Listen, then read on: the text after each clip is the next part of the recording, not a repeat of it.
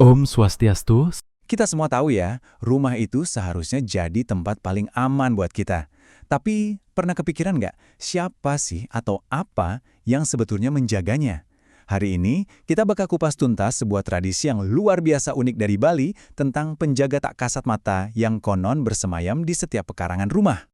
Nah, bagi masyarakat Hindu Bali, pertanyaan ini tuh bukan sekedar hal mistis loh, tapi sebuah realitas spiritual sehari-hari.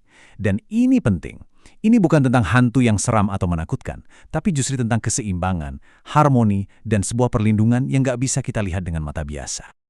Oke, yuk kita bedah lebih dalam lagi.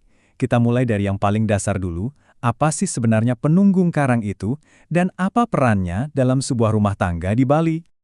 Gampangnya gini deh, anggap aja penunggun karang ini kayak satpam spiritual buat kompleks rumah kita. Tugas utamanya adalah melindungi keluarga dari bahaya skala, yaitu yang kelihatan mata, kayak maling misalnya, dan juga dari bahaya niskala, yaitu ancaman dari dunia gaib yang tak terlihat. Lengkap banget kan? Jadi, tugu atau pilar ini bukan sekedar bangunan biasa ya. Ini tuh semacam portal, sebuah titik koneksi yang super sakral, yang jadi jembatan antara dunia kita, dunia manusia, dengan dimensi spiritual yang ada di sekitar kita. Lalu pertanyaannya, di mana pelinggih ini diletakkan? Nah, ini yang seru. Posisinya sama sekali nggak acak. Penempatannya itu harus mengikuti sebuah, bisa dibilang, cetak biru kosmik yang diterapkan di setiap jengkal tanah pekarangan. Untuk bisa paham ini, kita harus mengubah cara pandang kita. Lihatlah pekarangan rumah itu bukan cuma sepetak tanah, tapi sebagai alam semesta dalam versi mini. Setiap sudutnya punya energi dan fungsi yang beda-beda. Nah, ini dia petanya. Keren banget kan? Ini tuh kayak pembagian zona suci di dalam rumah. Coba lihat, di timur laut ada Sri Raksa, ini tempatnya pura keluarga atau merajan. Geser ke tenggara, ada Aji Raksa, biasanya buat area belajar. Lalu di barat daya, ada Ludra Raksa, buat dapur dan area servis. Nah, dan ini dia bintang utamanya. Di barat laut, ada zona Kala Raksa. Disinilah tempatnya sumur dan tentu saja penunggun karang. Semuanya punya tempat dan perannya masing-masing. Jadi, jelas ya, penempatan di sudut barat laut ini bukan kebetulan atau soal selera. Posisi ini secara spesifik menghubungkan sang penjaga dengan tugas kosmiknya di dalam ekosistem rumah itu. Semuanya saling terkoneksi. Oke, sekarang kita sampai di pertanyaan intinya nih. Mungkin ini yang dari tadi bikin penasaran. Siapa sih sebenarnya sosok dewa atau dewi yang begitu kuat yang bersemayam di dalam pelinggih penunggun karang ini? Jawabannya, ternyata nggak sesederhana menyebut satu nama. Identitas sang penjaga ini berlapis-lapis dan punya banyak sisi, yang justru menurut saya malah menambah pesona dan kekuatannya. Identitas kuncinya, yang pertama, pelinggih ini adalah manifestasi dari Dewi Durga yang sangat perkasa, khususnya dalam wujud beliau sebagai Sang Hyang Durga Manikmaya, sang pelindung dari kekuatan-kekuatan gaib. Tapi, nggak berhenti di situ. Tempat ini juga diyakini sebagai istana atau tahta singgasana bagi Batara Kala Raksa. Nah, ini makin memperkuat perannya sebagai penguasa gerbang dunia gaib di pekarangan tersebut. Mungkin kedengarannya jadi bingung ya, kok namanya banyak banget?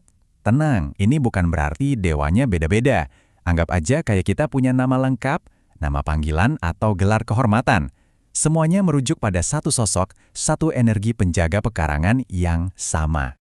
Oke, kita udah tahu siapa yang dipuja. Sekarang kita geser ke bagian praktisnya. Gimana sih cara penghuni rumah berkomunikasi dan menunjukkan rasa hormat pada sang penjaga? Jawabannya ada pada persembahan atau sesajen yang unik banget. Coba deh kita lihat persembahannya, khas banget ya. Ada ketupat khusus, lalu ada arak atau tuak, sirih pinang, dan bahkan rokok. Ini pasti langsung bikin kita bertanya-tanya, loh kok persembahannya justru barang-barang seperti ini? Nah, filosofinya dijelaskan dengan sangat indah lewat kutipan ini. Intinya, persembahan itu diberikan bukan karena kewajiban buta, tapi berdasarkan apa yang disukai oleh sang penjaga. Ini adalah tanda hormat dan pemahaman yang mendalam. Ini bukan sekedar ritual, ini soal membangun hubungan yang tulus. Waktu persembahannya pun nggak bisa sembarangan. Ritual ini jadi sangat penting, terutama saat Hari Kaceng Kliwon tiba. Ini adalah hari yang dianggap sangat sakral dalam kalender Bali, di mana diyakini batas antara dunia kita dan dunia gaib itu menipis. Jadi komunikasi spiritual bisa jadi jauh lebih kuat. Di bagian terakhir ini, yuk kita coba rangkai semua potongan puzzle ini. kita akan lihat apa sih tujuan utama dan makna yang lebih dalam dari tradisi penungun karang ini. Jadi, poin terpentingnya adalah ini. Tradisi ini bukan didasari oleh rasa takut, sama sekali bukan. Ini adalah tentang hubungan timbal balik. Keluarga menunjukkan rasa hormat, dan sebagai balasannya, sang penjaga memberikan perlindungan dan kedamaian. Ini adalah sebuah kemitraan spiritual yang hidup. Jadi apa sih takeaway nomor 1 dari semua ini?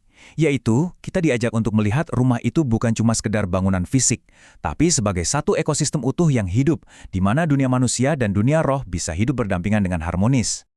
Pada akhirnya, tradisi ini adalah tentang sebuah kemitraan yang sakral. Dan ini membawa kita pada sebuah perenungan. Dalam hidup kita masing-masing, kemitraan tak terlihat apa ya yang mungkin selama ini ada, tapi kita abaikan. Terima kasih banyak sudah menyimak. Om Santi, Santi, Santi Om.